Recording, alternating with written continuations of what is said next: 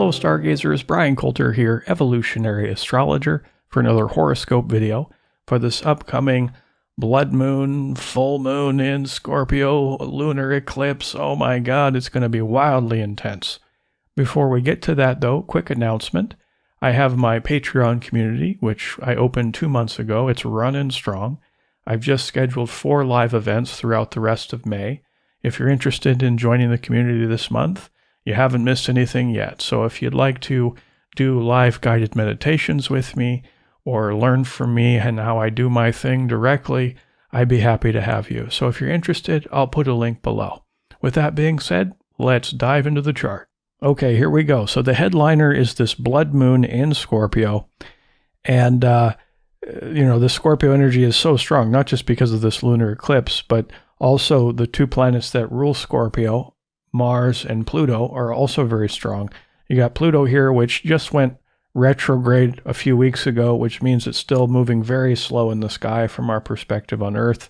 It's moving out of what's called a station, but very slowly. So Pluto is very strong right now because of that station. And then we have the other ruler, Mars, which is in a very tight conjunction with Neptune. So that's going to have a flavor. And even the other sign that Mars rules, Aries, is very strong too. You have Venus in Aries, Chiron, and Jupiter, which has just entered Aries. That's a major energetic shift. So this Pluto, Mars, Aries, Scorpio, these all mean different things, but if we could distill this down into a few different words, one of those words would be intensity. And then, last but certainly not least, we have this Mercury, which has just gone retrograde yesterday. Today's the 11th when I'm filming this, so on the 10th it went retrograde, and in its own sign of Gemini. So it's very strong right now. Let's actually start with that. So it's become kind of a running joke in pop culture. It's like, oh, Mercury's retrograde, there's a reason my computer failed, and that's bottom line true.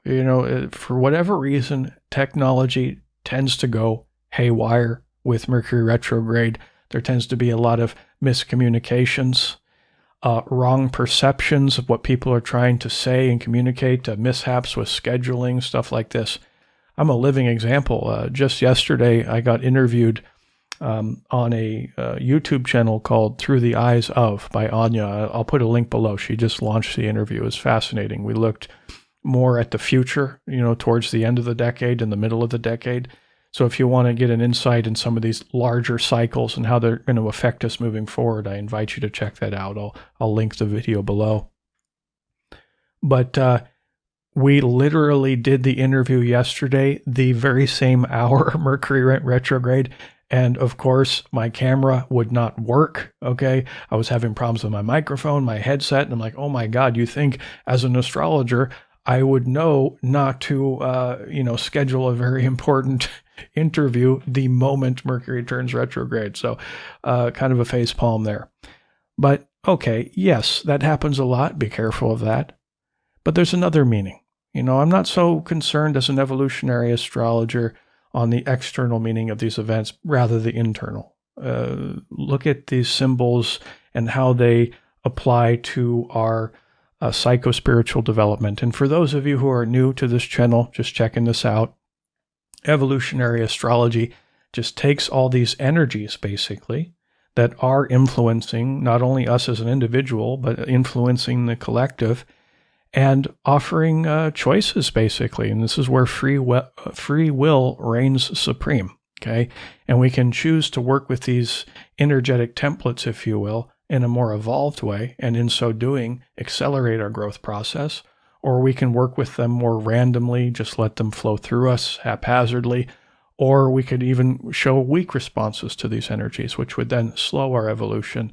So that's really what I focus on. It's not so much a predictive style, just trying to describe like what it feels like, what we're working with, what's a good way of working with these energies for folks that are fiercely introspective. This is a good approach. So with Mercury in retrograde, Mercury represents our intelligence, it represents our speech, it represents our thoughts and how we perceive reality.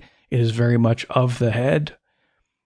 Whenever a planet goes in retrograde, it's a more inverted expression of that energy. So I've said this many times on this channel, Mercury retrograde, the mind turned inward, okay? It's a beautiful time for self-analysis, developing more awareness about our thought structures. And since Mercury just went retrograde in its own sign, much like what I said with Pluto before, it's effectively stationed. From our perspective here on Earth, it looks like Mercury is standing completely still. So Mercury could not be stronger at this moment. So our minds could not be stronger. We're talking about rapid thought structures, our ability to free associate, kind of a zippy mind. Not only that, when we combine this with the planets in Aries, there's a quickening here. I would imagine subjectively, and it already has been a blur for me this month and last month, subjectively, there's this feeling of time happening very, very quickly, going by in a flash. So developing more present tense awareness, which is, kind of a tip of the hat to a Taurus here. Developing a more body-centered awareness instead of allowing our minds to run rampant is a good way to work with this energy. There'll be more to say about Mercury here. We need to really tie it into the larger framework of the rest of the planets. So let's talk about this blood moon here, because this is a whopper. This feels very shamanic. I've been talking about Scorpio quite a lot these last months since these nodes of the moon, these horseshoe shapes here in the chart, left Sagittarius and Gemini and entered Taurus and Scorpio. So I've been talking about them a lot, but we take this understanding of this axis and we crank it up to absolute maximum right now during this full moon. It's lunar eclipses are culmination points. They reach extremes, typically coincide with great change, where it's like, ooh, the landscape changes forever. It's pretty dramatic. We see major world events happening very close to eclipses in the entirety of the eclipse season. So I usually say about a week before a major eclipse and after, we're going to see some crazy stuff, especially with this one, because we're dealing with Scorpio, the planet, or the sign rather, of intensity. So the meaning of dealing with our Scorpio shit, I guess you could say, is traversing our inner hell worlds. It deals with our own woundedness, okay? The karma, the scorpionic karma within the collective has ripened, okay? It's time to take out the trash, and utterly transform. That's the goal anyways. We're not guaranteed that. It takes a lot of hard work. And we got to keep that mind present, that Mercury retrograde, turned inward, introverted. So, shamanic time. In some of those shamanic traditions, they have a philosophy, I'm paraphrasing here, that when somebody experiences a great trauma, either in childhood or in past lives, although childhood trauma often is a skipping record or a repeat of karmic circumstances and other traumas, because that's part of the soul's lesson plan. They're looking to heal beyond this challenge. And the idea that when you go through this great trauma, sometimes there's like a shard of your soul that gets broken off at that location in the astral world. And then you're incomplete, you're lacking wholeness. And then you can work with the shaman and they can do what's called journeying, into the lower astral plane and go to that place in the astral and recover your soul shard. I think they call it soul retrieval. This is a month of soul retrieval. This event can be potentially, utterly transformational, or it can lead to a disaster. There's a pretty wild swing here. This juxtaposition between light and dark is sharp. Okay, so the full moons, especially lunar eclipse full moons, people are more emotional, more reactive. Okay, because their traumas are getting triggered, especially a Scorpio full moon, because moon represents heart, it represents soul. It represents the fourth dimension, which is the dimension of emotions and desires and sentiments, okay? And people who have out-of-body experiences and can astral project, they'll tell you that feelings are more intense when you go into the astral, okay? This is the realm of the moon, especially when it's a full moon and when it's in a water sign of Scorpio, or any of the water signs for that matter, which is also connected to the subjective, is connected to the emotional world. So people are more reactive, more stormy. And we take this idea of Mercury on steroids, okay, overactive mind, the mind run rampant, and then we take the overactive heart, the heart run rampant. It can create a perfect storm potentially. You know, it can lead to impulsivity and saying some things that might come out wrong, but also might be perceived wrong during the Mercury retrograde, misunderstandings, okay? So this can be a volatile cocktail of energies. So we have to be careful. And, you know, I look here to, you know, I've talked about this before, I think in the last couple of videos, which is Saturn in Aquarius is square these nodes and square this full moon, okay? This can be a challenging set of energies here because Saturn in itself just represents challenge and hard work, and a square is known as a hard aspect. They tend to be a little trickier to work with, require more effort and compromise. So it wants to be in the mix as well in this equation that we're talking about here. And Saturn, when it's in Aquarius, you know, gives me the feeling of this, you know, the archetype of the scientist, you know, the ability, describing it more positively here, the ability to look at things objectively. So in the storminess of head and heart, can we look at these things objectively instead of subjectively, you know, with the coldness of a scientist, and sort of separate things in, okay, this is what I want, this is what I don't want, this is good, this is bad, this is more virtuous behavior, this is my shadow side, you know. It's almost like creating a pros and cons list or something on a sheet of paper. And even Mercury is pretty cerebral itself. When the mind is super strong and the heart's super strong, they feed off each other. So if you get triggered in a big way, okay, and you feel tremendous anger, for example, and then you're thinking about that person who did you wrong, and you're feeling this righteous indignation, and you're feeding that very painful stress-based emotion with your own thoughts, you're increasing the strength of the emotion, okay? And this works vice versa as well. So strong head, strong heart, can we remain in objectivity? You know, even Jupiter in Aries here is very susceptible on the shadow side to ego inflation.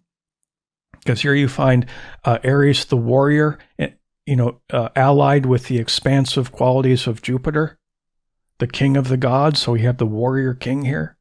Jupiter has been in Pisces for a while now, the last year or so. Now it's now entered Aries, where we can honor the incredible strength and fortitude these energies can bring, but be suspicious of, again, this ego inflation. Okay. Also, self-righteousness is a part of this archetypal field. Now, I'm not done with that word warrior yet. We still have Mars, the war god, to look at in this conjunction with Neptune, both in Pisces. Neptune, I've said it many times on this channel, the god of sea, and it sometimes has a literal connection to water, but it's just a metaphor for the sea of consciousness. You know, I talked about recently in my 5-hour Neptune intensive webinar. I'll put a link below if you want to learn about Neptune. But I use Neptune as the metaphor of the window. You know, you look out into the window, people can look in through the window, so it's two-way.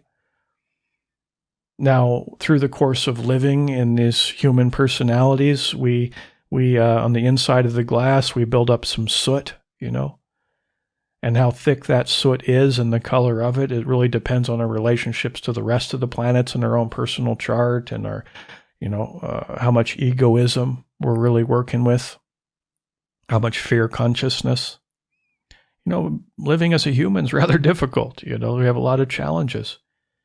So part of cleaning the glass, your Neptune glass, so you can shine your own soul energy, your life light out into the external reality, unobscured by the sut. And then also more divine light can come in through the glass, okay, and help you that way in this path of raising your consciousness.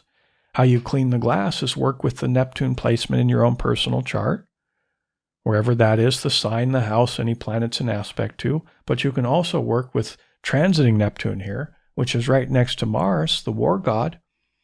It's about becoming the spiritual warrior right now. And we're probably going to see some tough things to look at, okay, within the collective, because people are, really acting from their trauma signatures. And for a lot of folks, especially, who are sensitive to the location of where this blood moon is, this won't affect everybody in the same way or to the same level of intensity. So it's important to know your own chart. That's an important thing to point out here. But as we have an overactive head and heart creating that perfect storm, inviting us to transform, okay, can we stay strong in this objectivity with maximum warrior-like alertness about our own consciousness, our own internal world, to become the spiritual warrior? I love the words of Henry Miller, I think it was. He named one of his essays, Becoming Still Like a Hummingbird. Okay, so sitting in maximum awareness and patience without torpor, okay, and ready for whatever comes, okay, and no matter what comes, face it with bravery and courage like a warrior can, and do not allow any of what you perceive in this illusion that we call here life on planet Earth to affect your level of consciousness inward. And this is how you transcend the potential storminess of this event, and you can be peaceful. And really leaning into this Taurus energy is the main goal. North node of the moon in Taurus. We're wrapping up Taurus season as Sun is in the later degrees of Taurus. You also have Uranus in Taurus, but really it's the north node of the moon that's super important here, which is present tense bodily awareness and developing a level of inner peace and inner calm amidst the chaos and disorder, that this can bring, not only within us, but, outside of us as we're, seeing some dramatic events take place. So can we be successful in this period of soul retrieval, in this deeply shamanic time, to maintain an integrated wholeness, or really return to an integrated wholeness as we, reinstall that soul shard so we feel more complete? That will increase this Taurus, let's say, serenity, okay, which is the high-end goal. It's not easy to get there, with the Scorpio blood moon, but that's the goal, okay? So developing methods to unload the mind and unload the heart. This would be an excellent time to journal, for example, to do meditation techniques where you practice introspection, more alertness about what some of your more negative thought and emotional structures are. I have a meditation on my podcast called Reprogram Consciousness, which would be a really good one to do this month. I have another one that we're going to be practicing together at the end of this video, which is a deeply transformational meditation. I'm excited about that. But that's the main evolutionary goal for this month. It's like, how can I remain present, still like a hummingbird, looking at what's going on within me and the activity in other people, and say, no, I'm not going to let my consciousness dip. I'm going to be a spiritual warrior. I will remain brave and courageous as we move forward in this major energetic shift that we're going through this month. This is one of the most intense months of the year. And keep my consciousness high and be very aware of these thoughts and emotions that are occurring within me. These are the core evolutionary intentions, with the goal being to expand our consciousness. Now, as usual, we're going to transition to the guided meditation. Also, as usual, I recommend wearing a headset because I use binaural beats. For this meditation, it's fine to do it sitting, but I would actually recommend doing this one laying down so you can access deeper levels of relaxation and hopefully access your superconscious mind. It will empower the meditation tremendously. Enjoy. Make yourself comfortable. This meditation is best done lying down, but sitting is okay too. And just relax every muscle in your body. And focus on your breath. With each slow inhale, you feel that expansion in your body. And with each exhale, you feel relaxed as you blow out all the stress of the day.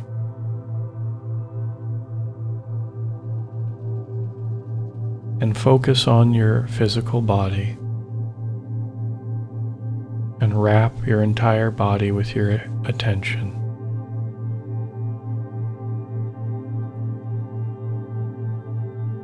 And focus on the right hand. And bring your attention all the way to the right thumb fingertip. And feel the fingernail of the right thumb. And begin to visualize etheric vitality in your right thumb as a snow white color. And begin to see, hear, and feel this white energy move from your right thumb to your index finger. And now to your middle finger, ring finger, and the pinky. And see the energy flow into your right palm. And now the back of the hand, the right wrist, lower arm, elbow, upper arm, right shoulder, armpit. Flow down your right rib cage into your waist, the right waist, right hip, into the thigh, and see this etheric vitality in the back of your thigh, and now the front of your thigh, the right kneecap, back of the knee, shin, calf muscle. Now into the right ankle. Now the heel. Into the sole. And now into the right big toe. Second toe, third, fourth, and fifth. And now flow up into the top of the right foot and expand your awareness throughout the entire right side of your body. See this white energy in the right side of your body.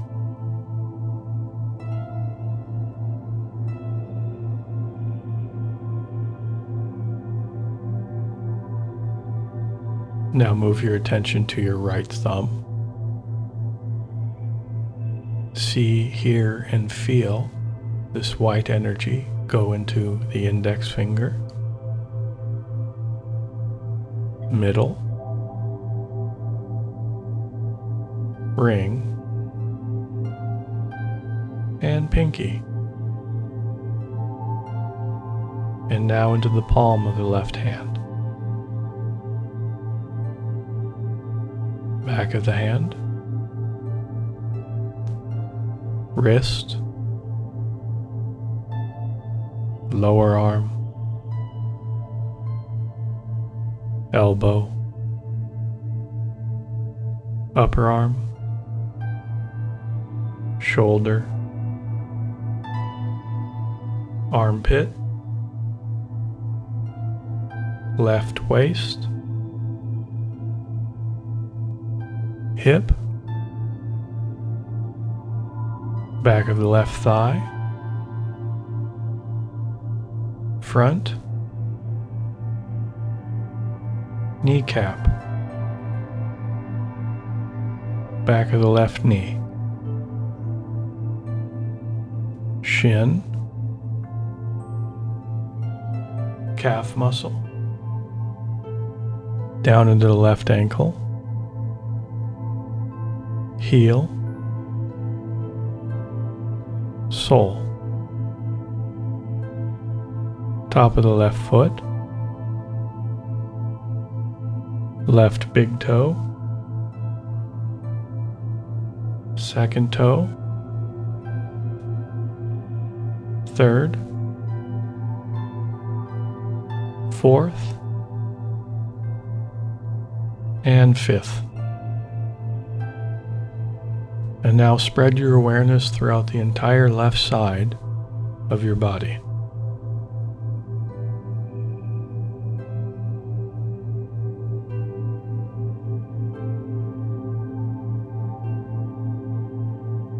And now feel this subtle life force at the top of the head, at the crown, into the forehead, right eyebrow, left eyebrow, right eyelid, left eyelid, right eye, left eye, nose, tip of the nose, upper lip, cheeks, lower lip, chin, and now spread up both jaw lines into both ears and wrap around the back of the head.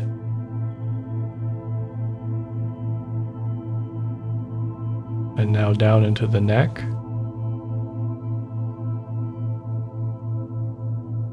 and now feel your entire head and neck.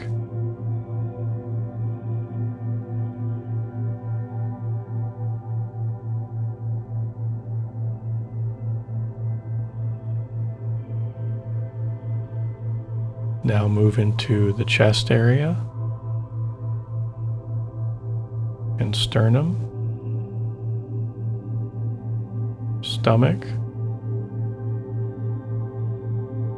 and down into the groin.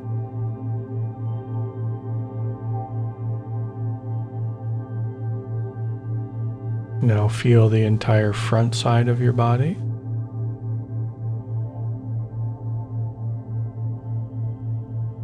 And now the back side of your body.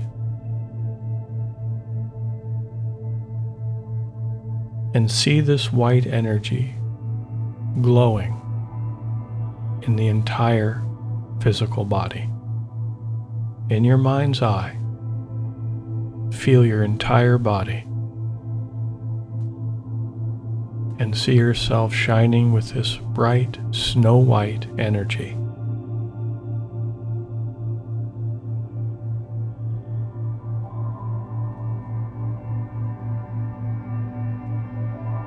And this etheric vitality is stimulating every cell of your physical body.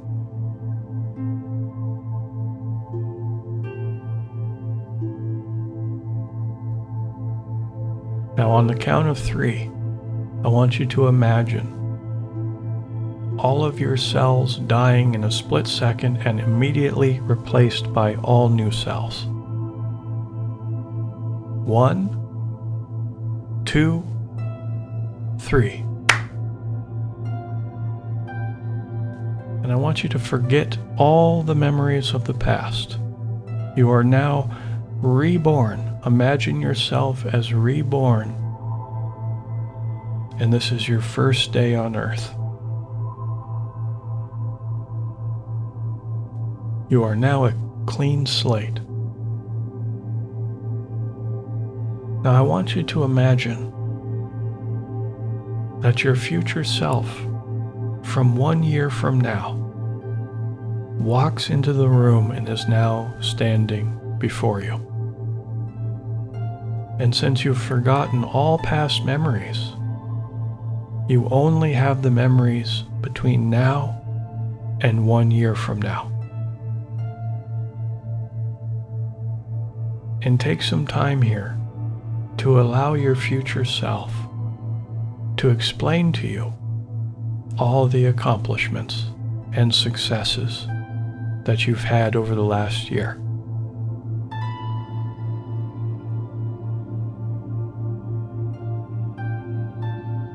She might even give you some reasons why you've accomplished them.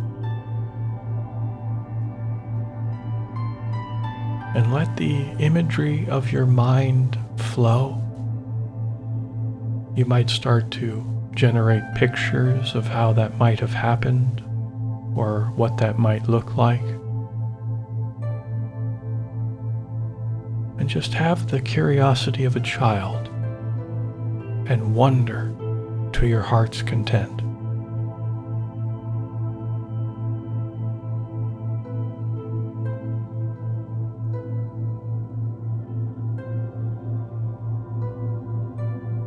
There's no need to consider how these things are possible. He or she is just explaining it to you as if it's already happened.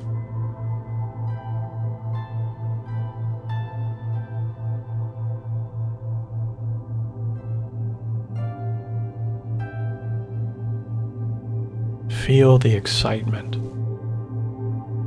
of the year before you.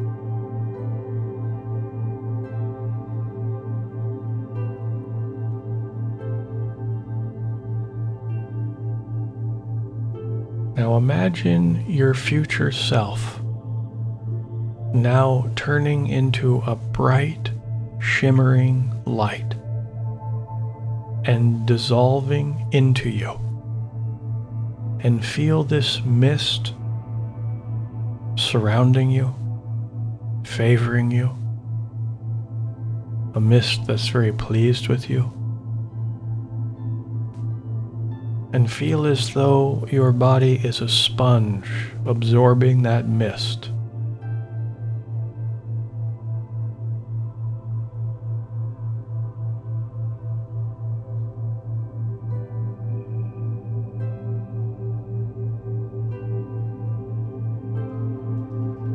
Allow your mind to describe a few words that would describe this upcoming year for you.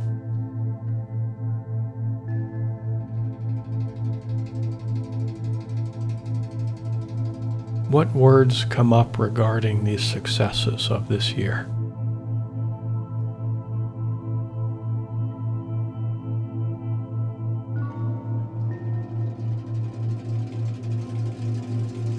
It might only be a couple, but that's okay. Just let the mind flow as you bring information and insight in.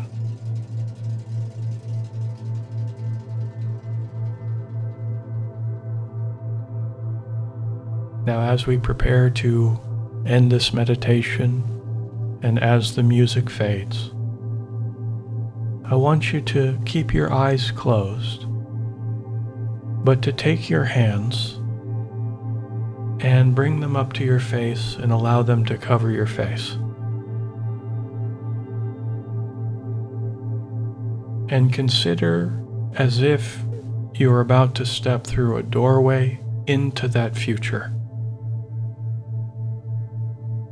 And when you slowly start to open your eyes, also start to open your hands as if you're starting to open and step through a portal or a doorway into a new future.